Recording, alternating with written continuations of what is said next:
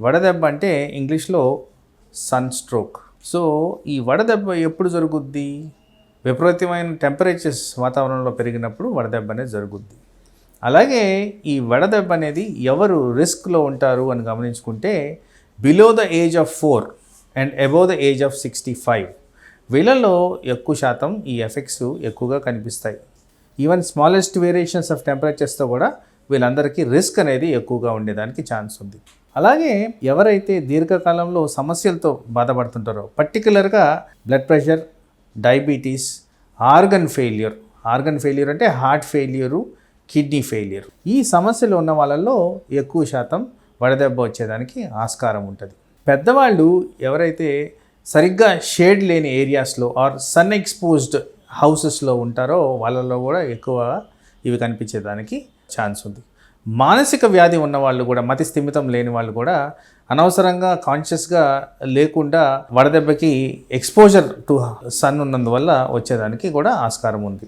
So ఇలా వీళ్ళందరూ risk ఉన్న పాపులేషన్. సో వీళ్ళని డెఫినెట్గా మనం గమనించుకొని తగు చర్యలు తీసుకోవడం అనేది ఇంపార్టెంట్గా మీరు గమనిస్తే చిన్నపిల్లల్లో హైడ్రేషన్ పెంచడం, వాళ్ళకి ప్రాపర్గా ఎయిర్ కండిషను, కూలింగో, షేడో ఏదో ఉండేటట్టు చేసుకోవడం. పెద్దవాళ్ళలో కూడా సమానంగా ఈ ప్రాబ్లమ్స్ కూడా సాల్వ్ చేయాల్సిన అవసరం ఉంటుంది. ఎవరికైతే వ్యాధులు ఉంటాయో like diabetes, hyper tension, kidney disease ఉంటాయో తప్పనిసరిగా సమ్మర్ టైంలో ఒక్కసారిని డాక్టర్ని సంప్రదించి ఎంత మోతాదుల్లో వాటర్ తీసుకోవాలి, ఎట్లాంటి మందులు డోసెస్ తగ్గించుకోవాలి, మార్చుకోవాలి అనేది మీరు తప్పనిసరిగా ఈ డాక్టర్ సలహాను పాటించడం వల్ల మనకు వడదెబ్బ రాకుండా కాపాడుకోవచ్చు. మరి ఈ వడదెబ్బ అంటే ఏంటి, ఎప్పుడు వస్తుంది, దీన్ని ఎలా గ్రహించాలి, దాంట్లో ఉన్న స్టేజెస్ ఏంటి కూడా మనం ఈరోజు డిస్కస్ చేసుకుందాం. ఫస్ట్ అండ్ ఫార్మోస్ట్ మనం వడదెబ్బ అనగానే ఫస్ట్ మనం తెలియాల్సింది దీనికి ఇనీషియల్ సిమ్టమ్స్ అనేవి వస్తాయి.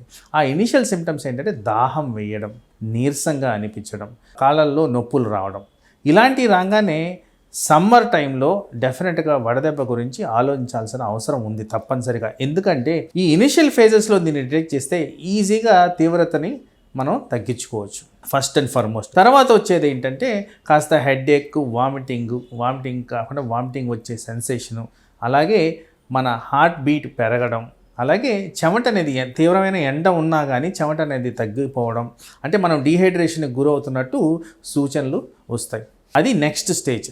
ఆ తర్వాత స్టేజ్ వచ్చేది మరీ ఎక్కువ తీవ్రంగా ఉంటుందండి. దీంట్లో బ్రెయిన్ ఎఫెక్ట్ అవ్వడం, అవయాల మీద ఒత్తిడి పడడం, సీరియస్గా ఉంటే ఇంకా అది డెత్ వరకు కూడా దారితీసేదానికి ఆస్కారం ఉంది.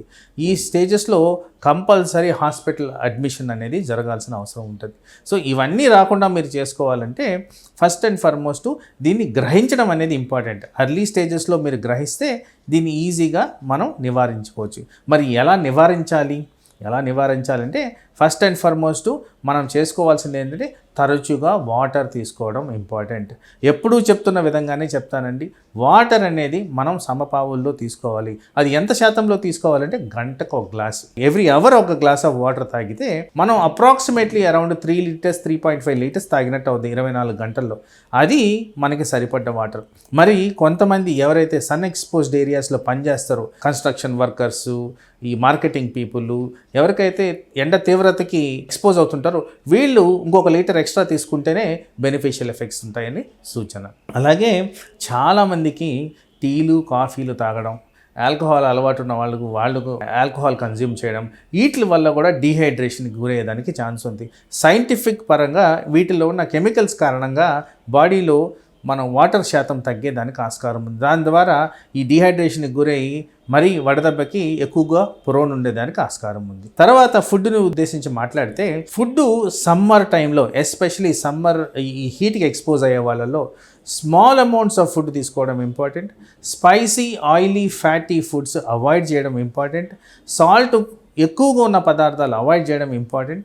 అలాగే వెజిటబుల్స్, ఫ్రూట్స్, వాటర్ కంటెంట్ ఎక్కువ ఉన్న ఈ సబ్స్టెన్సెస్ తీసుకుంటే మనకి ఈ వడదెబ్బ ఈజీగా అవాయిడ్ చేసుకోవడానికి ఆస్కారం ఉంది.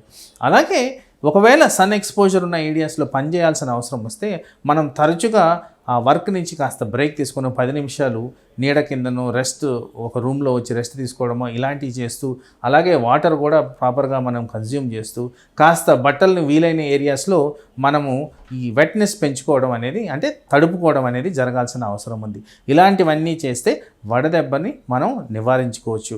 ఇంకొక ముఖ్యమైన గమనిక మనం చేయాల్సింది ఏంటంటే, చాలామంది మందులు వాడడం, ఓవర్ ద కౌంటర్ మందులు వాడడం గమనించాను. వీటిల్లో ఈ డీహైడ్రేషన్కి గురి చేసే మందులు కొన్ని ఉంటాయి.